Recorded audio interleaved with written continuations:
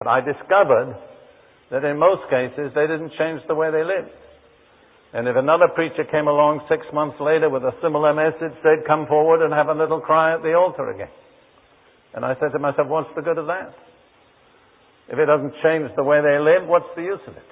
See, I was appealing to their emotions, but it was their will that decided the way they were going to live. Forgiving is extremely important for every believer, because if you don't know how to forgive, you'll end up unforgiven. In Mark chapter 11, Jesus is speaking about prayer. And in verse 25 he says, whenever you stand praying. This relates to any situation in which we're praying.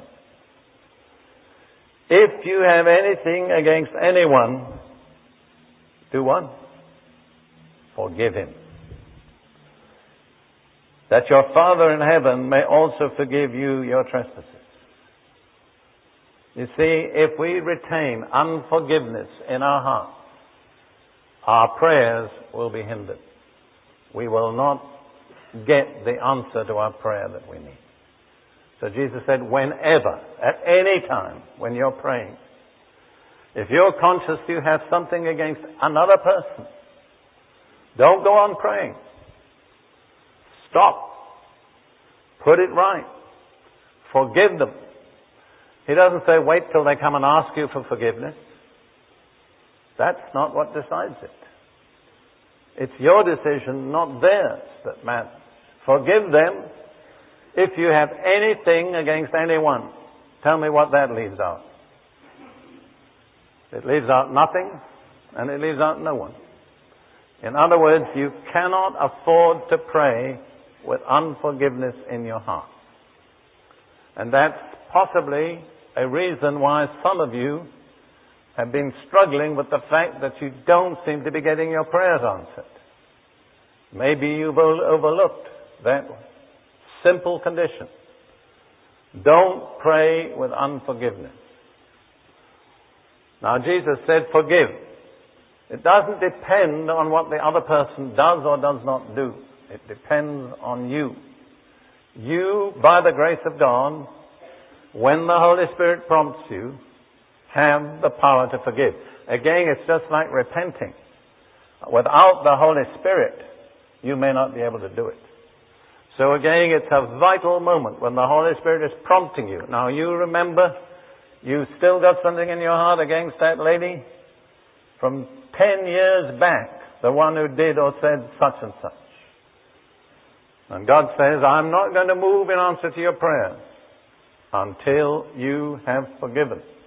In the Lord's Prayer, which I'm sure most of us are familiar with, it says, forgive us our trespasses as we forgive those who trespass against us. So we are entitled to ask forgiveness from God in the same proportion that we forgive others. Actually, the Greek is more vivid. It says, forgive us our trespasses as we have forgiven those who trespass against us. The lesson is the same. Don't pray with unforgiveness. Even if you want to say the Lord's Prayer, make sure that you've forgiven everybody before you start. I have, I think, been able, by the grace of God, to help countless people by this simple understanding that forgiving is not an emotion. I've told people it's like this. And maybe one category of persons that often are involved are wives who've been mistreated and maybe betrayed by their husbands. And so I say to such a wife, now listen, you have in your hand a stack of IOUs from your husband. I owe you love, I owe you care, I owe you support, I owe you respect, and so on. Now, those are perfectly legal. They're valid IOUs. And you can hold on to them.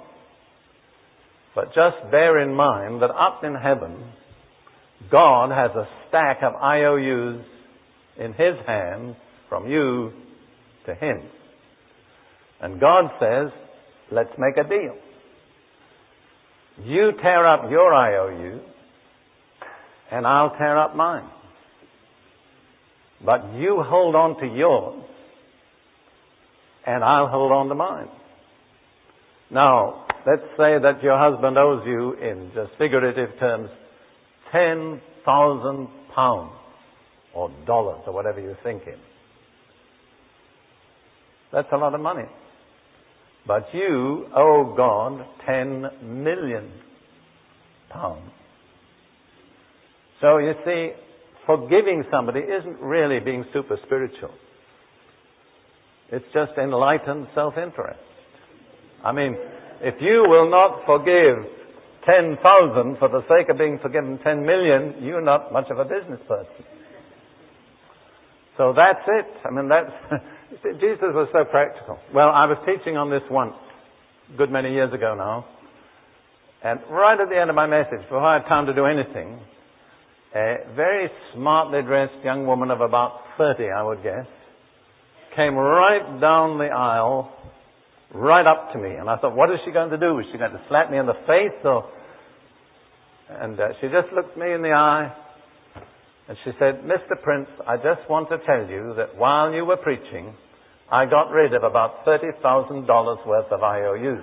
Turned round and walked out. I didn't have to counsel her, I didn't have to pray with her. She got the message. So remember, forgiving is doing what? Tearing up the IOU. And you'll feel much better when it's gone. It's hard. There's something in us that wants to hold on. But, let me say this, it's just rather not altogether relevant, but it just comes to my mind. If you justify yourself, God won't do it for you. God justifies the ungodly. But if you can justify yourself, why should God do it for you? Sometimes we don't let God justify us because we're so busy justifying ourselves. But he did this and he did that and all that. True. But that's not the way God operates. And God is not changing his way of operating. So, if there has to be a change, guess who has to change? We do. That's right. So just remember that next time you're having a struggle forgiving somebody. Just get a little mental picture of God up in heaven with a sheaf of IOUs from you to him. And then I won't say it's easy. It's pretty hard to forgive some people. But it's worth it. It pains.